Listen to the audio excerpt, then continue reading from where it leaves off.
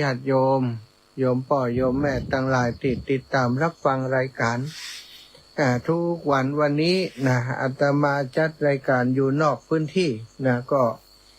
มีโยมบอกมาว่าอันเสียงทางวิทยุบ่ค่อยมันเบาไป เนี่ยอย่างใดดีเนาะเดี๋ยวบอกให้น้องนัดก่อนเด้อเสียงมันเบาไปเดี๋ยวบอกให้น้องนัดช่วยปรับเสียง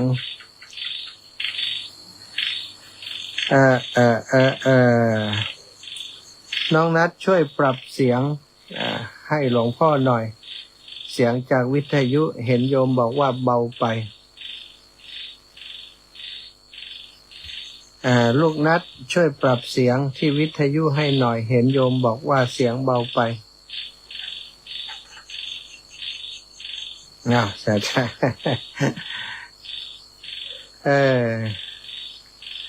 บอกว่าเสียงเบา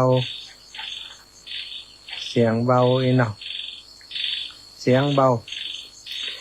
สาธาอดสละฟังแล้วเนอะ ตั้งเพศก็จัดดังนะเอ็กใส่อันโทรศัพท์ละแต่ว่าที่สถานีเปิดปรับเสียงก็คงจะใจเสียงที่มาตรฐานเนาะกลางแต่เสียงหายไปทุกปีอย่างใดเหรอมะเสียงทางใดหายไปเสียงวิทยุกะเสียงทางวิทยุหายไปเดี๋ยวเช็คก่อนเนอะถ้าไปแล้วเสียงมันแบบดีบอกว่าเร่งสุดแล้วนะน้องนัดบอกว่าเร่งสุดแล้วต่างเพศมันอย่างใดเสียงต่างงาน ต่างเพศมันเป็นอย่างใดยายพรได้ยินชัดก่อนไปเห็นชัดเจนจะดีกะดังขนาดกะลำปางว่าเสียงเบาบอกดีแล้วโอเคตามนี้เนาะ วุ่นวายก่อนเข้ารายการแล้วเสียงดีแล้วไหว้พระกราบพระพร้อมกันกราบ1พุทโธเมนาโถกราบ2ธัมโมเมนาโถ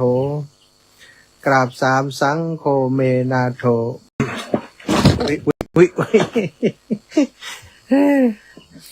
อิมินาสการเรนะพุทธังอภิปูชยามิอิมินาสการเรนะธัมมังอภิปูชยามิอิมินาสการเรนะสังฆังอภิปูชยามิอะระหังสัมมาสัมพุทโธภควาพุทธังภวันตังอภิวาเทมิกราบสวากขาโตภควตาธัมโมธัมมังนะมัสสามิกราบสุปฏิปันโนภควโตสาวกสังโฆสังฆังนะมามิกราบนะโมตัสสะภะคะวะโตอะระหะโตสัมมาสัมพุทธัสสะนะโมตัสสะภะคะวะโตอะระหะโตสัมมาสัมพุทธัสสะนะโมตัสสะภะคะวะโตอะระหะโตสัมมาสัมพุทธัสสะพุทธังสรณังคัจฉามิธัมมังสรณังคัจฉามิสังฆังสรณังคัจฉามิตุติยัมปิพุทธังสรณังคัจฉามิตุติยัมปิธัมมัง สรณังคัจฉามิตุติยัมปิสังฆังสรณังคัจฉามิตาติยัมปิพุทธังสรณังคัจฉามิตาติยัมปิธัมมังสรณังคัจฉามิ ตาติยัมปิสังฆังสารนังกัจฉามิอิติปิโสภะคะวะอะระหังสัมมาสัมพุทโธวิชชาจารณะสัมปันโนสุขโตโลกวิทูอนุตตโรปุริสธรรมสารทิสัทธาเทวมนุษสานังพุทโธภะคะวะติสาวกาโตภะคะวะตาธัมโมสันทิฏฐิโกอากาลิโกเอหิปัสสิโกโอปานายิโกปัจจตังเวทิตาโพวินยูหิติสุปฏิปันโนภะคะวะโตสาวกสังโฆอุชุปฏิปันโนภะคะวะโตสาวกสังโฆยายะปฏิปันโนภะคะวะโตสาวกสังโฆสามิจิปฏิปันโนภะคะวะโตสาวกสังโฆยะทิทังจัตตาริปุริสายุคานิอัฏฐปุริสปุคลาเอสะภะคะวะโตสาวกสังโฆอาหุนายโยปาหุนายโยทักขินายโยอัญชลิการนิโยอนุตตรังปุญญเกตังโลกัสสาติกราบพระพร้อมกันเนอสัตยาติโยมทั้งหลายกราบหนึ่งพุทธังวรันตังศิรสานะมามีกราบสองธรรมังวรันตังศิรสานะมามีกราบสามสังฆังวรันตังศิรสานะมามีไหว้พระสวดมนต์ทำยอดเย็นโดยกันเรียบร้อยแล้วนะก็ขอบคุณกับศรัทธาญาติโยมที่ติดตามรับฟังรายการนะแล้วก็ช่วยเป็นยามเฝ้าสถานีเช็คสัญญาณเสียงนะสัญญาณมันเบาไปสัญญาณมันค่อยไปมันบ่ได้ยินนะก็แจ้งมาขอบคุณถ้าศรัทธาบอกกับบอกหัวเนาะคนจัดจังเพศนี่บางเตื้อก็บ่ได้คือบ่ได้มอนิเตอร์ฟังเสียงของตัวเก่าก็อาศัยศรัทธาญาติโยมติดฟังอยู่เป็นคนดูแลให้เนาะตั้งฝ่ายเห็นว่าชัดเจนดีนะแต่ลำปางตอนนี้ก็คงชัดเจนละแต่กี่โยมน้องสมจิตก็บอกว่าชัดแล้วทุกปีเนาะขอบคุณนะศรัทธาจัดรายการนอกสถานที่ก็มักจะมีปัญหาแบบนี้นอกปัญหาสัญญาณเน็ตก็บ่ค่อยเสถียรมีอยู่2 ขีด ตัดใดมันบัดเสียนสัญญาณมันตัดใดอยู่แถวไหนนะอาตมาอยู่ที่บ้านแม่ย่าที่เมืองปานเนอะบ่ได้อยู่ในหมู่บ้านมาพักในสวนของแม่ย่าเนาะอาศัย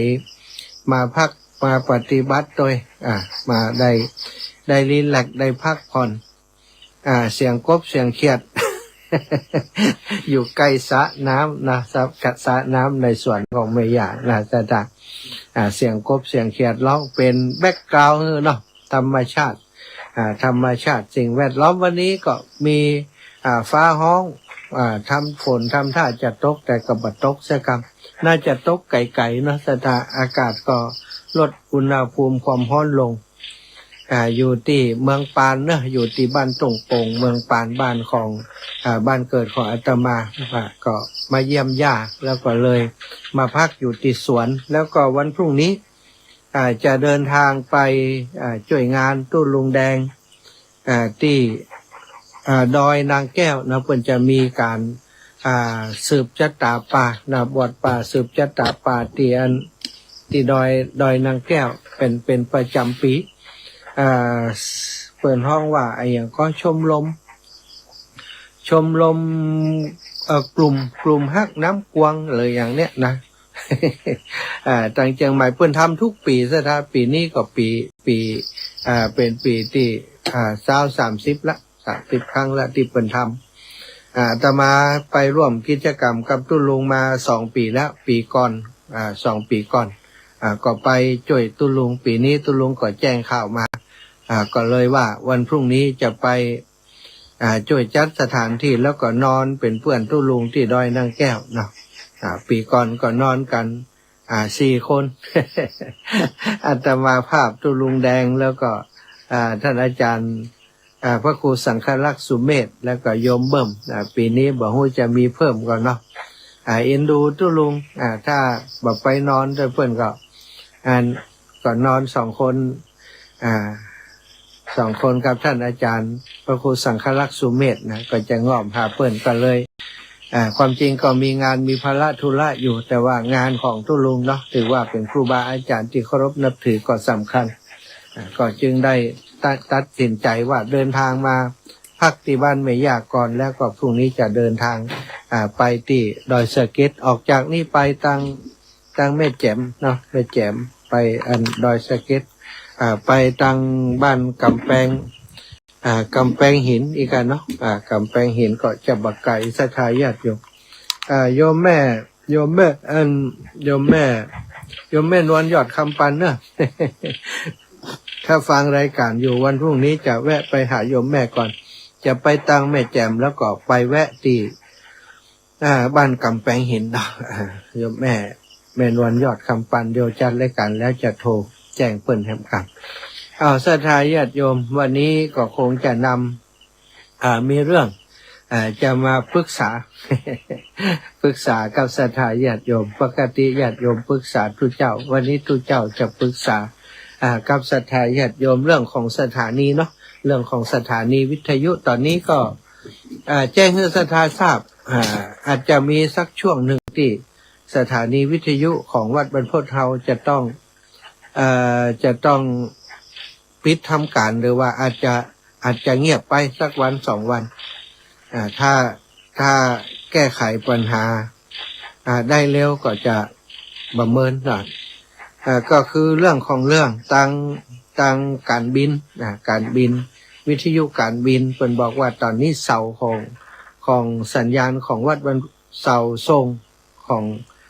สถานีวิทยุวัดบรรพตสถิตของเฮามันสูงเกินแนวเขตการบินเพิ่นที่เพิ่นกำหนดไว้เพิ่นกำหนดว่าสิ่งปลูกสร้างโดยเฉพาะเสาติดตั้งขึ้นไปเนี่ยบ่ให้สูงเกิน18 เมตรเขาก็ทำเรื่องขออนุญาตไปแล้วก็ดำเนินการตอนแรกเนาะก็ดำเนินการเขาได้รับอนุญาตจากกสทชมา60 เมตรอันนี้ได้รับอนุญาตจากกสทชมา60 เมตรทีนี้พอมาตั้งเสาเขาก็ขออนุญาตไปแจ้งไปที่การบินวิทยุการบินเพิ่นก็บ่ตอบมาแต่ว่าตอนนั้นก็คือถ้าเฮาบ่ติดตั้งแล้วบ่ออกอากาศบ่จัดการโดยเร็วนี้ก็คือศรัทธาจะบ่ได้ฟังอย่างจะเงียบไปเมินก็รอคำตอบจัดเมินเพิ่นก็หายแซบบ่ตอบมาแต่ว่าช่อง2-3ประมาณ20 กว่าวันก่อนเนี้ยเนาะเพิ่นแจ้งมาว่าตอนนี้เฮานี้รื้อเสาลงมาเหลือ18 เมตรซึ่งการรื้อเสาลงมามันก็มีค่าใช้จ่ายเนาะศรัทธาตอนที่เอาเสาขึ้นไปตั้งนี้ค่าใช้จ่ายรวมที่ตั้งเสาตั้งอย่างนี้เกือบจะ 50,000 ศรัทธาบ่เกือบเนาะ50,000ที่ติดตั้งเสาติดอย่างไปตลอดถึงระบบต่างๆนี่ก็ทั้งหมดก็เป็นหลักแสนที่มีค่าใช้จ่ายไปตอนนี้เพิ่นจะให้เอาลงก็คือต้องจ้างช่างมาทำการยกเสาลงแหมเอาเสาลงตอนนี้ก็คงจะต้องเจ็บตัวไปแหมประมาณ 2-3 หมื่นที่จะเอาเสาลงแล้วทีนี้เอาเสาลงมา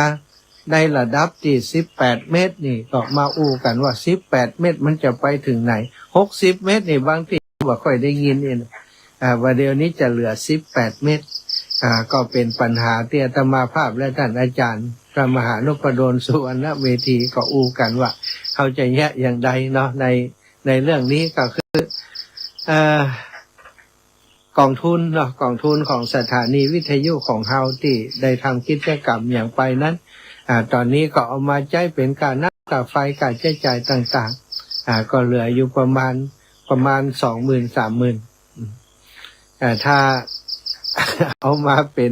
การใช้จ่ายในการเอาเสาลงก็คงจะเสี่ยงม้อยละเนาะเกียงม้อย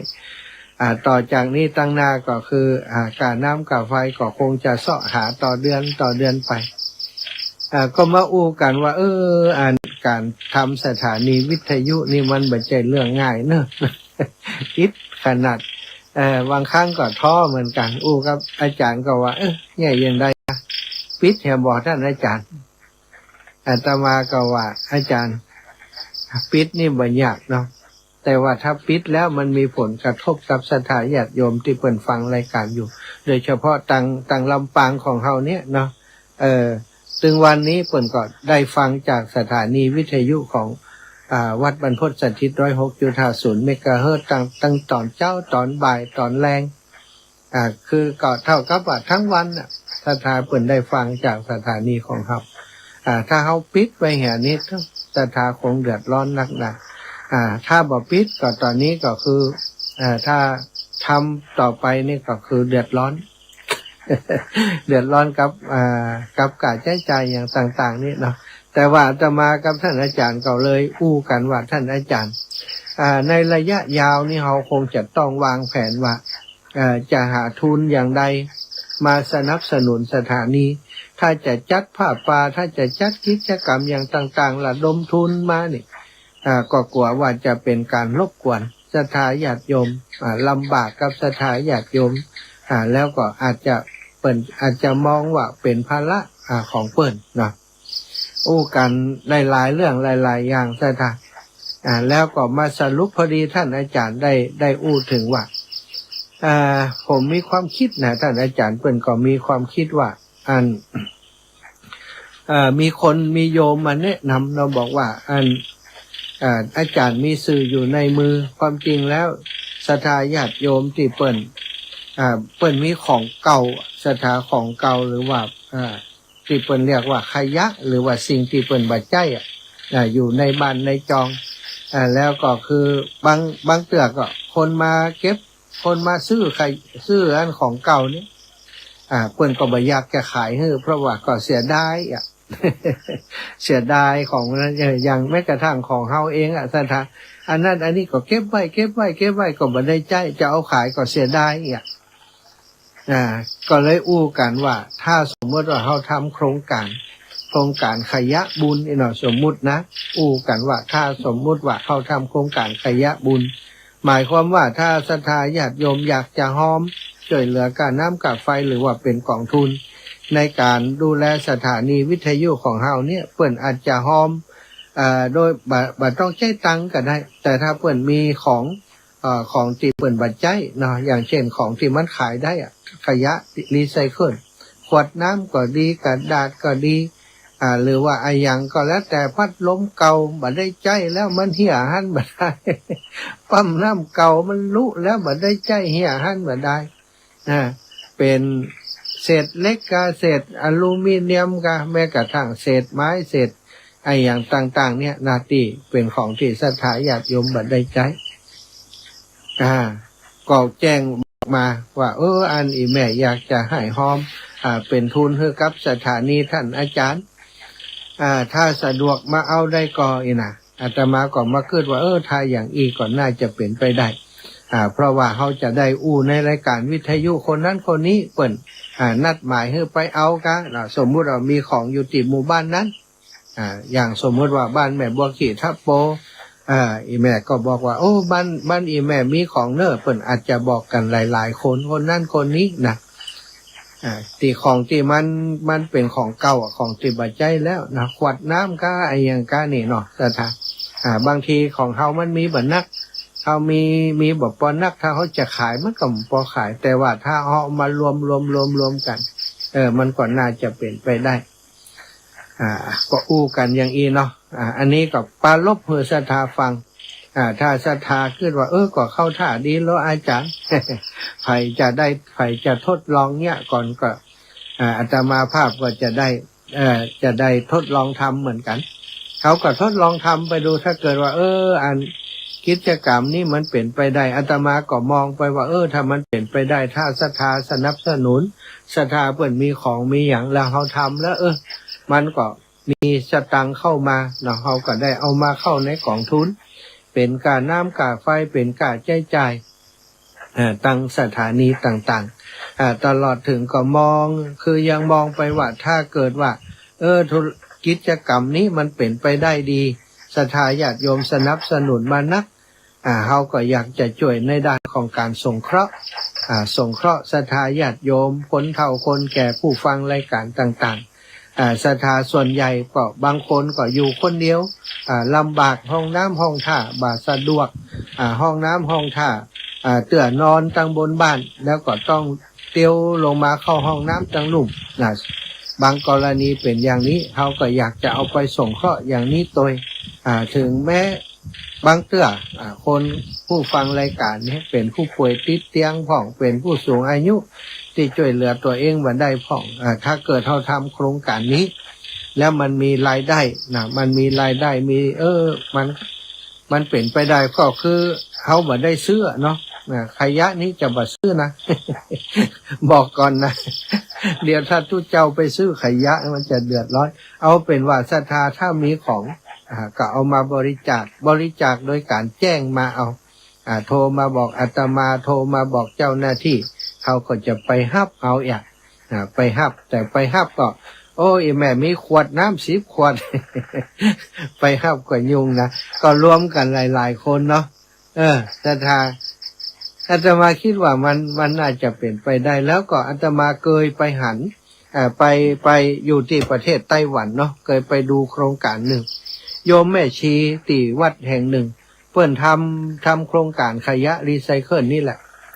ปรากฏว่าโครงการของเปิ้นประสบความสำเร็จมีคนที่เปิ้น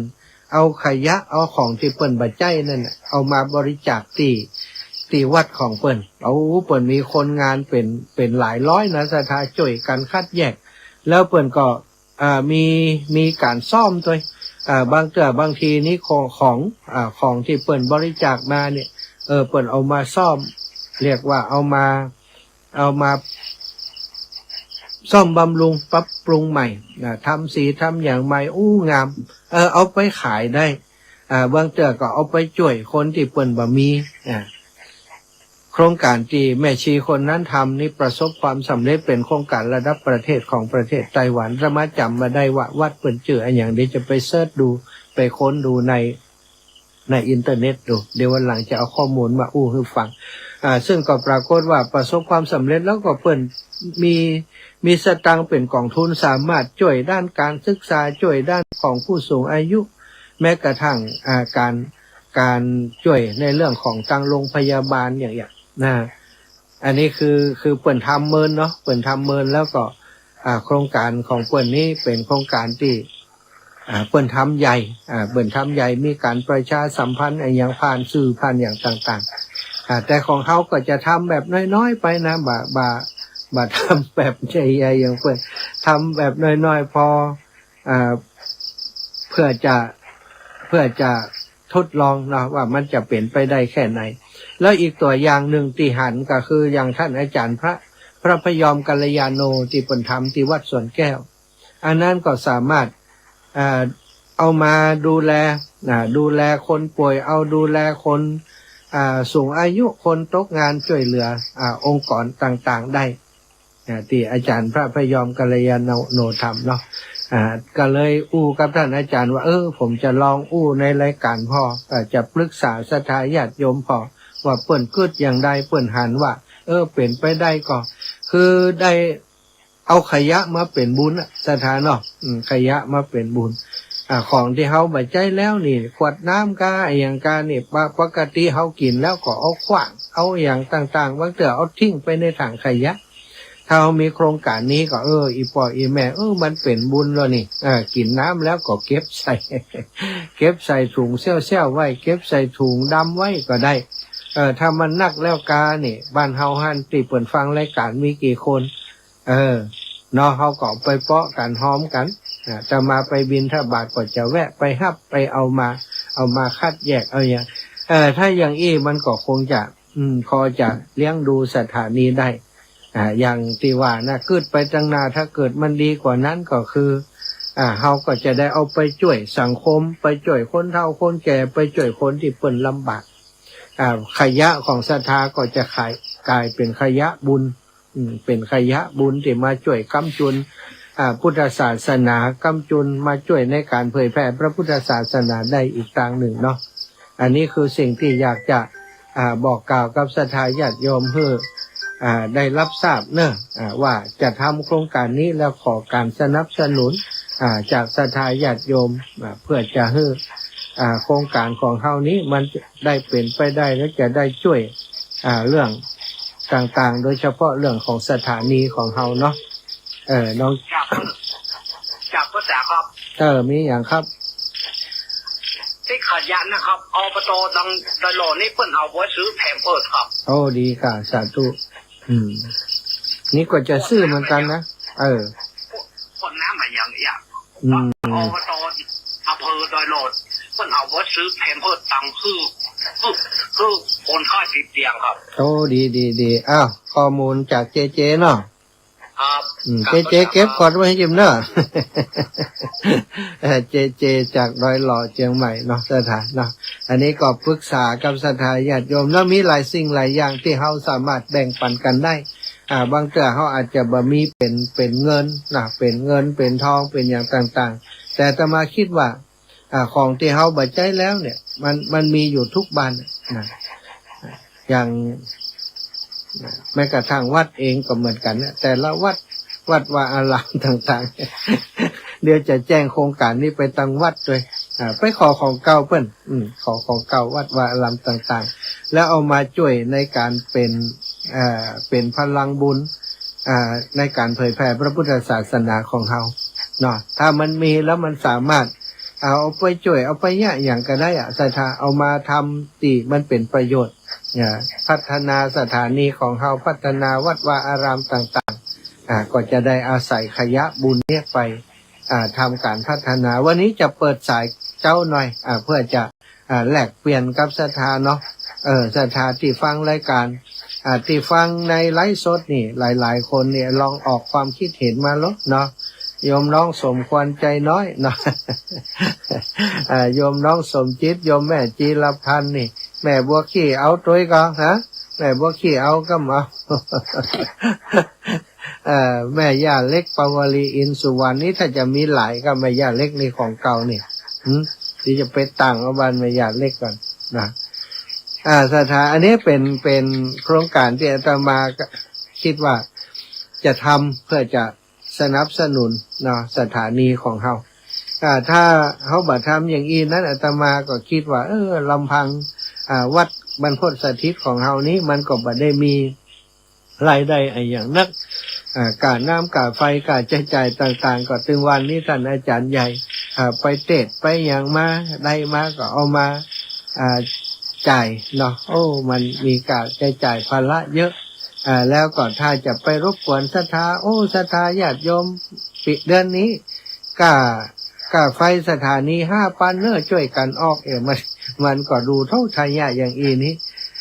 สถานีก็คงไปบลอดศรัทธาบ่อยากจะรบกวนศรัทธาทุกเดือนเนาะก็เลยคิดว่าจะทำโครงการเนี้ยโครงการขยะบุญเนี้ยเอามาเป็นได้เข้ามาบำรุงสถานีวิทยุของเฮาศรัทธาญาติโยม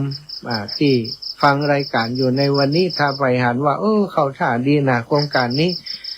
น่าจะช่วยกันคือช่วยกันทำลองดูว่ามันจะเป็นไปได้อย่างไรอันนี้ก็ขอความคิดความเห็นจากศรัทธาญาติโยมเนาะซึ่งถ้าเพื่อนมีการบริจาคมาเนาะอย่างบ้านนั้นบ้านนี้บริจาคมาอาตมาก็จะได้เอามาอู้ในรายการแจ้งให้ศรัทธาญาติโยมตั้งหลายเปิ่นทราบว่าวันนี้เนอะบ้านนั้นบ้านนี้บริจาคอันนั้นอันนี้มาเป็นขยะบุญเอามาเป็นทุนของสถานีวิทยุเหมือนกับเฮาร่วมบุญต่างๆเนาะถ้าใครจะโทรมาอู้จาเรื่องนี้ก็เรียนเชิญเจริญพรเนอะ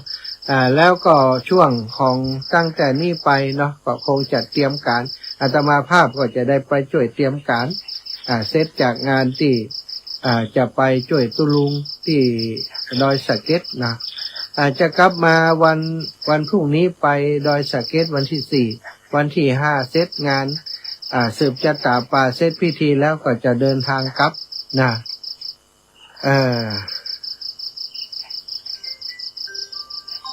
จะเดินทางกลับมาเจริญปอนโยมแม่ถ้าบ้านนี้ท่านก็คนท่านจะขายโทรทัศน์เก่าไม่มี3 เขียงเนาะไม่มี3 เขียงถูกไว้นอนว่ะอันขายคนเดียวอีกเนี่ยแล้วเดียวรีกับไปขายถ้าว่าท่านจะไปก็บ้านเขามีโทรทัศน์มี3 เขียงปาโทษใดกะน่ะกับอย่างนั้นได้เก็บความเสียอ๋อเอาบ้านไม่ยาบ้านแรกเลยเนาะเข้าท่าก็ไม่อยากคิดว่ามันดีก็มันเป็นประโยชน์ก็จันรู้นี้เนี่ยว่านี่เขาขายคนอื่นก็จะได้เขาก็คิดว่าถ้าอันนี้นะถ้าสมมุติเอาละอ่อนไปคนคว้าคนยังกัดคือบางเกิดบางคนเท่าที่เปิ่นมีไผ่เนี่ยจะได้จ่วยเพี้ยวพัดกว่าเธอเปิ่นตัวเองอ่ะคิดอย่างอันตัวจ้าสัตว์ได้เนาะเดี๋ยวถ้าไปบิณฑบาตรวดเอามาตัวเลยอย่างสาธุหันตัว1 ล้านแล้วนี่แม่ย่าสุขคำปันแล้วนี่มีโทรทัศน์อยู่3 เครื่องพัดลมเก่าก็เอานะสัทธาพัดลมเก่าเอามาเตเอาชิ้นส่วนต่างๆไปโยมน้องสมจิตบอกว่าขวดน้ำนักหลายเจ้าถ้าเอาน้องจะเอาไว้ให้เอาขวดน้ำนะเอามาแยกเอามาทำได้ขวดน้ำนี่ถึงวันนี้อันถุงขยะที่วัดนี่ก็ขายขวดน้ำเนี่ยซื้อถุงขยะเจริญปอนี่แม่เจ้าเสียงเครียดเสียงจิ้งหรีดท้องแต่เอาก็กลมให้ได้กบก็ฝนตกก็ตกอีแม่นี่มันหิมสะนี่มันอยู่ในสะนี่ยังหนังร่องฝนตกนักเด้อโอ้ดีแล้วสาธุนะแม่เด้อจ้าเป็นกำลังใจเด้อสาธุพี่น้องเพียงหนองร่องเจริญปอนแม่ย่าบัวเย็นมาเอาเลยกระดาษปัดปัดดัดพัดลมเป็นซับเข้าทางเนาะโครงการนี่เป็นไปได้เนาะแม่เนาะจ้าน่ะเปิ่นหอมอย่างมาเขาก็จะได้ประกาศเปิ่นจะได้มีกำลังใจเขาจะได้มีกำลังใจแข็งกระดาษสีขาวอยู่นี่2 กองกระดาษแข็งเซ็ตหนักโอ้ดีได้แปลงที่เก็บได้แปลงโรงงานเดี๋ยวเอาลงรถก่อนเนาะของรถเอาเก็บก่อนเนาะ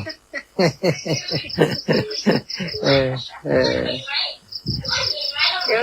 แม่ไปเอาเป็นถังเป็นอย่างบ้านลูกไปได้แม่เอามาไว้นี่โอ้ได้เลยเจ้าสาธุนะแม่นะเจ้าสาธุแล้วทุกอย่างที่มันขายได้นะจะตาเอาหมดแม่ย่านวลยอดคำปานมันถูกจะแวะหาแม่นะมันต้องเก็บเมียงเด้อฮัลโหลแม่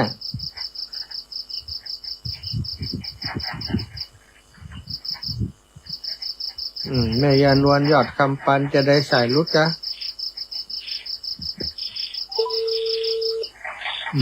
แม่นวลยอดคำปัน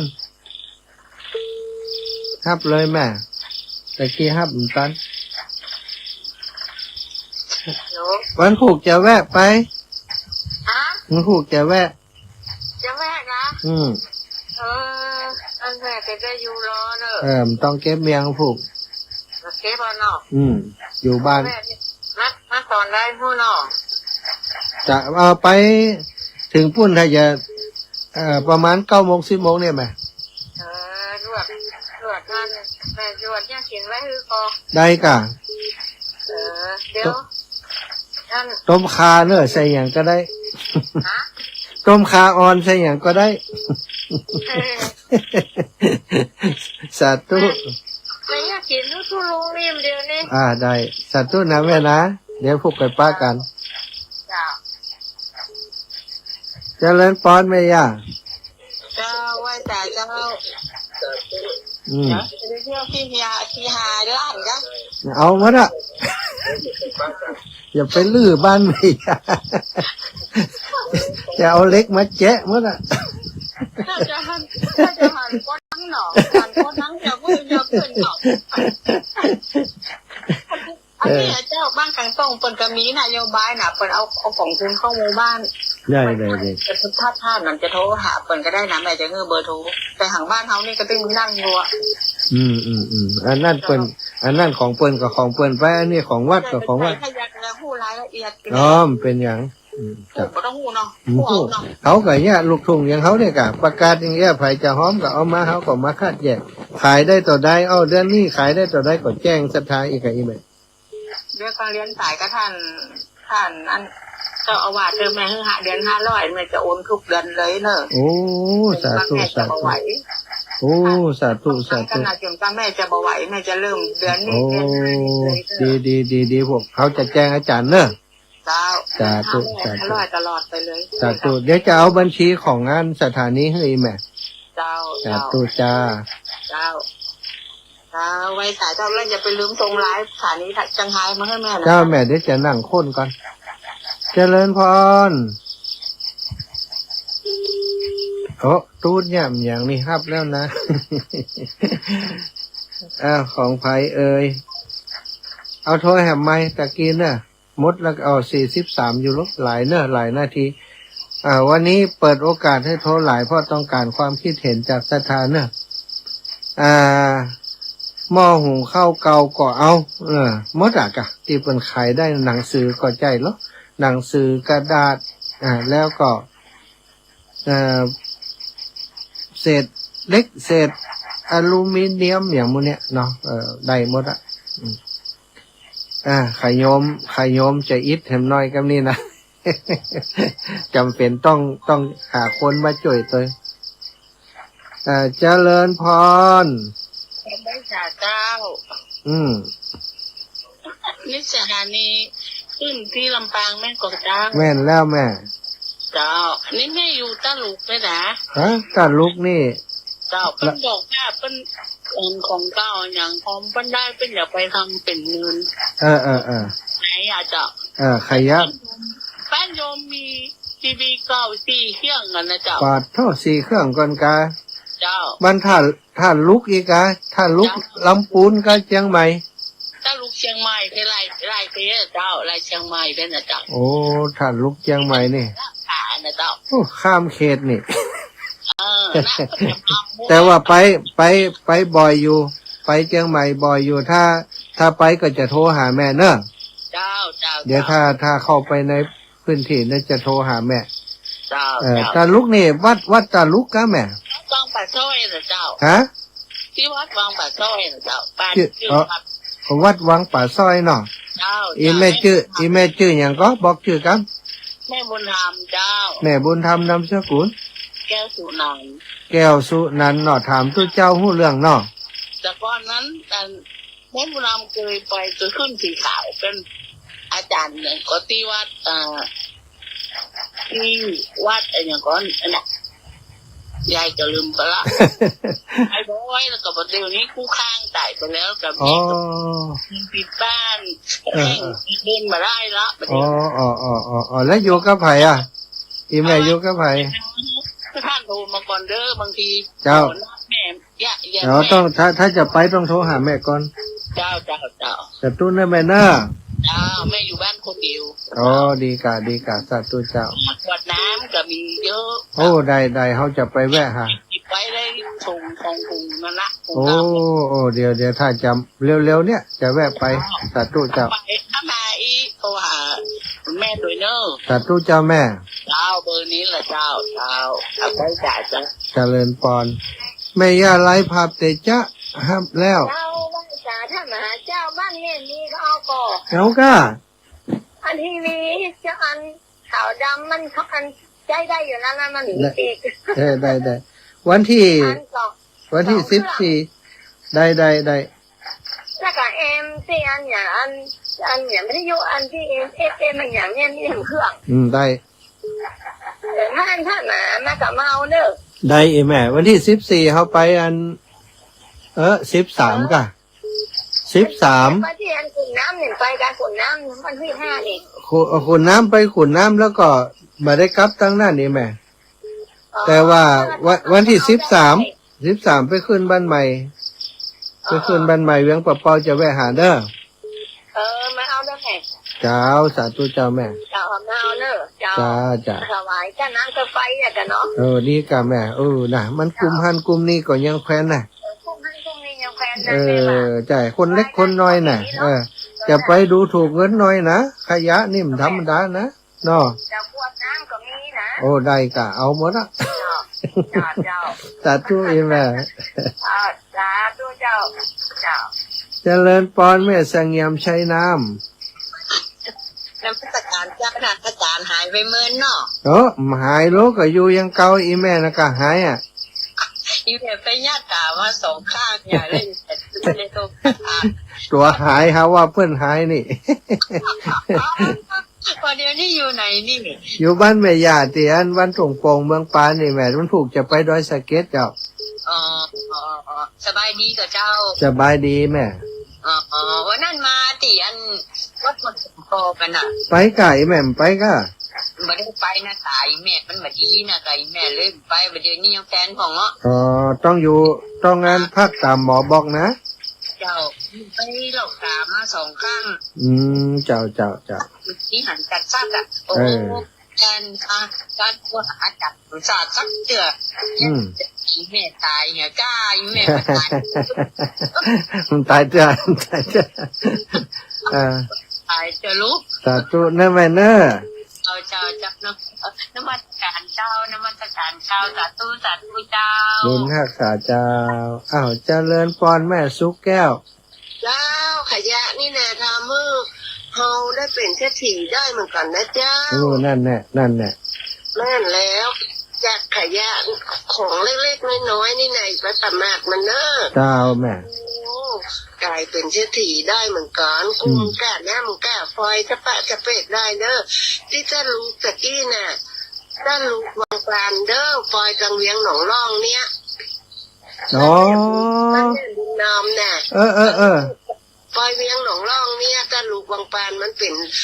ป็นฝ่ายลายลี้ลายผูนฟอยจะมันสอนนี่น่ะเจ้าจะลูกบัญชาก้อยจนเพิงเนี่ยเจ้าเจ้าปล่อยง่ายมันแม่มุนนามมันน่ะเดี๋ยวจะแวะหาแม่ก่อนให้แม่ไปส่งจะประจะเป็ดน้องมันเพิ่นมีหลายแต่สาธุเจ้ากลับไปจ่าเด้อจะไปสมัครเรื่องขยะเดี๋ยวจะไปเก็บของอีแม่ด้วยนะเจ้าไปเก็บเลยสาธุข้ามเขตจะข้ามเขตไปเฉยจังไม่เวลานี่ตะกี้โยมแม่บัวลอยสายเขียวนะโทรมาตามตันถ้าขออนุญาตโทรกลับครับแม่บัวลอยสายเขียววันที่6นี่จะสะดวกถ้าจะไปก็จะไปวันที่6เนี่ยอีแม่จะสะดวกหรือไม่แม่บัวลอยสายเขียวเจ้าอิมอาจารย์เจ้าแม่แม่ดีใจด้วยนะเนี่ยอีกดีนะแม่เนาะเขาท่านะเนาะเขาท่าได้แม่จะเก็บไว้ที่ตัวนึงเดี๋ยวจนรับก็มูร้อนกว่ากันกูเจอมันมีกำลังใจเก็บเลยเนาะเจ้าถ้าเปิ่นใจประโยชน์อีเปิ่นก็จะเก็บกันนะเจ้าถ้าจะเก็บไว้ให้ของมาไปขายก็เหี่ยอยู่พวกเพื่อนน่ากะเจ้าน่าจะเอามาจ่วยสถานีเอามาจ่วยหั่นจ่วยนี่น่ากันไหมเจ้าดีกันแม่ว่าดีจ้าท่านจะไปไหนก่อนวันผูกจะไปดอยสะเก็ดพุ่นวันที่6เขาจะไปนะแม่เนอะน้ำทหารประกาศด้วยเนอะประกันเดียวเนี่ยบอกเจ้าพี่น้องบันนังแลปะกันวันที่6ตอนเจ้าเพราะวันที่5นี่เสร็จงานจากดอยนางแก้วก็จะกลับวัดบรรพตอีแม่วันที่6ไปได้ละจ้าวันที่6เนี่ยพี่น้องนางแลปะกันตันเก็บขวดก็เก็บขวดไว้ให้จิมเจริญปอน4669ฮับแล้วเนื้อแม่ ครับแล้วเจ้าอีแม่อู้ตั้งเพศเลยแม่ปิดวิทยุได้ฮัลโหลโหลอ้าวเจ้าแม่ เจ้าแล้วก็มาตะเวลเฝ้ากัน ไปกะบ้านไหน ไปมาไหน ไปวันที่13แม่ ที่13นะอันนี้อยู่ที่หยังที่3อยู่ครับที่บ้านเนี่ยเนาะโยมสิริพรเปิ่นขึ้นบ้านใหม่น่ะแต่ทำได้อยู่นี่อันเวลาอยู่นี่โอ้แม่ลาโยนิด โทรจังลักลกโทรจังแล้วลกกำนี่ฮะเวลาติดแล้วปุ๊บอีแม่ปิดวิทยุแล้วก็ฮัลโหลเลยเนอะอู้เลยจะมันบัดจ้างแน่จังละวันนี้จังแล้วดีใจตัวไม่อย่านางแต่ไม่นานน่ะมันเดินคือขยันนี่ ไม่อย่านางรักฟังอยู่เนอะเดี๋ยวก็ฟังทางกันน่ากะไม่อย่านางรักฟังอยู่วันนั้นไปเยี่ยมปหลวงกำนันอีแม่ปุ่นติดโรงพยาบาลแล้วนะจะไปหาเพื่อนแฮมอยู่เพิ่นสบายดีเหรอเดี๋ยวนี้ก็อยู่กับหมอเนาะก็รักษานี่อยู่น่าจะดีขึ้นอีแม่รู้เหรอเจ้าอินดูเหมือนกันอันวางแล้วติฝากจะตามไปก็ได้เหรอค่ะได้หมดอ่ะต้องห่วงถึงหมดอ่ะเนอะสัตว์นายาจ้าสัตว์คำนี้จังว่าคำนี้จังแล้วโทมัน ไม่ยาลาโยนิดนะสุขภาพช่วงก่อนนี้บาสบายหกล้มมาแล้วก็ติดบ้านติดเตียงอยู่พักหนึ่งตอนนี้ก็ดีขึ้นละเดินเหินแต่ว่าไปไหนไกลก็บ่ได้เหมือนกันเนาะศรัทธาญาติโยมที่ฟังรายการอยู่เนอะพี่น้องบ้านนางแลในวันที่6นะวันที่6ปากันใครจะทำโครงการด้วยกันทำโครงการนี้ด้วยกันก็เก็บไว้เลยเนอะเก็บได้สัก5 ขวด10 ขวดก็เอามาเริ่มโครงการด้วยกันได้นะขวดน้ำก็ดีกระดาษก็ดีหนังสือเก่าก็ดีอย่างพวกนี้นะเอามาเปลี่ยนสตังค์ได้แล้วก็เอามาทำบุญเนาะกับโครงการสถานีวิทยุเพื่อพระพุทธศาสนาวัดบรรพตสถิตของเฮาอาตมาก็จะรวบรวมเดือนนี้นะขายได้ต่อได้นะฝ่ายบริจาคมาขายแล้วก็รวมกันขายได้ต่อได้ก็จะแจ้งสตาทราบทุกเดือนเนาะแม่ข้างอย่างนี้ก็ตั้งแต่นั้นเปิ้นโทรหาแม่เปิ้นมาแล้วแม่มาแล้วแหละโอ้ดีละแล้วเพื่อนจะไปวันที่5นี่เพิ่นจะไปแหวนอันอย่างวันที่2เมื่อนั้นก็จะไปจังใหม่ไปแหวหาเฮาที่ดอนแก้วหั่นเด้อน่ะอันบอกเพิ่นมาแล้วอ่ะแม่ว่ามาซื้อดีก็ปล่อยนั้นครูบาอันว่าท่านมหาจะไปหาเพิ่นจังใหม่อ่ะจ้ะจะไปหาเพิ่นอยู่เพิ่นมาแล้วเจ้ามาแล้วเจ้าวันที่ไปหาดอนนางแก้วเนี่ยวันที่5นี่ได้เจ้าแม่เพิ่นจะไปจังใหม่ลวดบ่หน้าเปิ้นอีกอ่ะ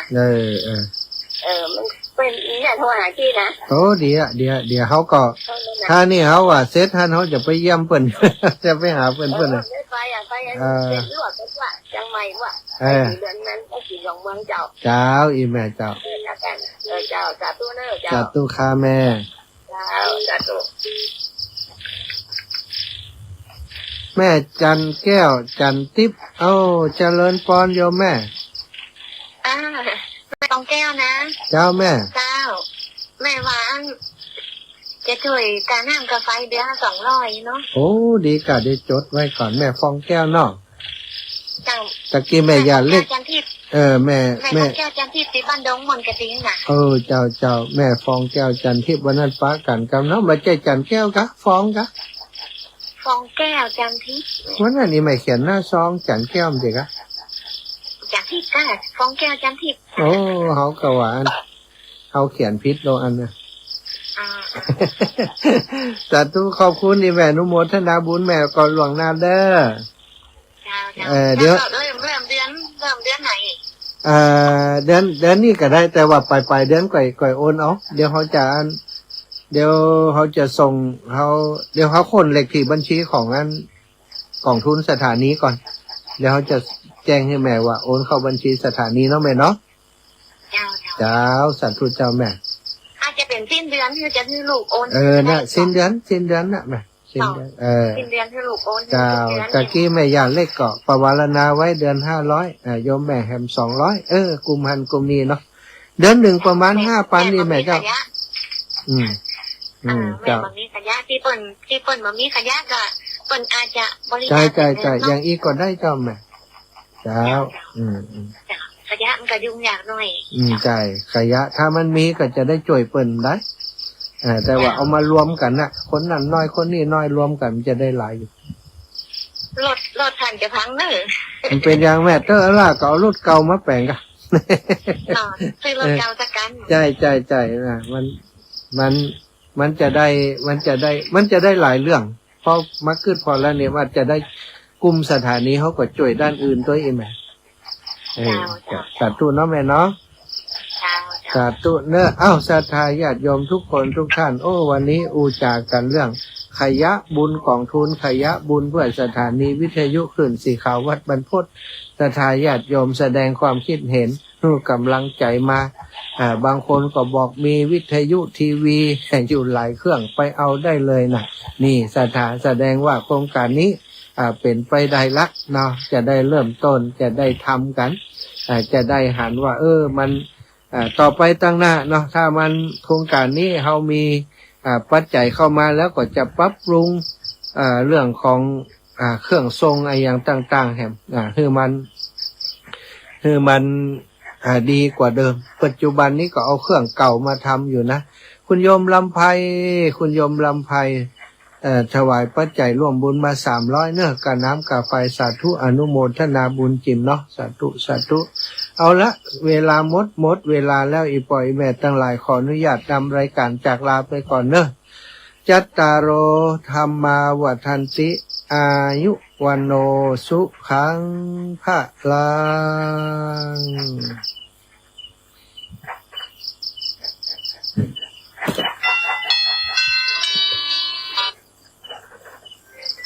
ก็มาได้ละมีคนโทรมาเสร็จแล้วเจริญปอน